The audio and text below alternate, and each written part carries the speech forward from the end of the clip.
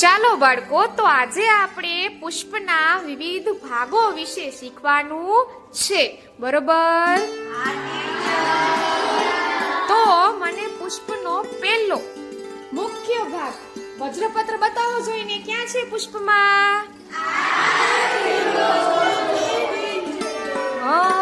તો મને એનું કાર્ય કયું જોઈને?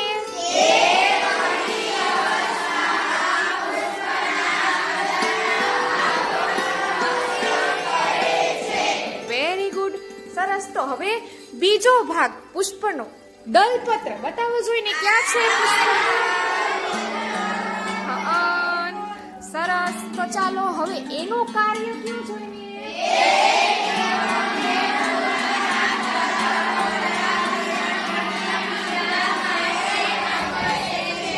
સરસ, વેરી ગુડ. પરાગનયનની ક્રિયા માટે કીટકોને આકર્ષે છે.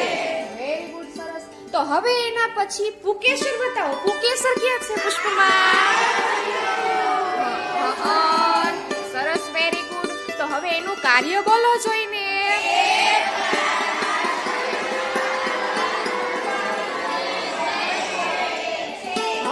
પરાગાશયમાંથી પરાગરજ ઉત્પન્ન કરે છે. હવે પુષ્પનો ચોથો મુખ્ય ભાગ સ્ત્રીકેસર બતાવો જોઈને. ક્યાં છે? સરસ. તો હવે એનું કામ શું છે?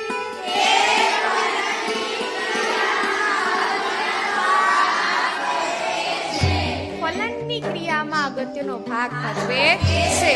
સરસ. તો હવે તમારે આ પુષ્પના જે મુખ્ય 4 ભાગ છે, તો એને તમારે અલગ અલગ જે તમે ચાર્ટ બનાવીને આવ્યા છો, બરાબર? તો એમાં તમારે એને અલગ અલગ રાખવાના છે.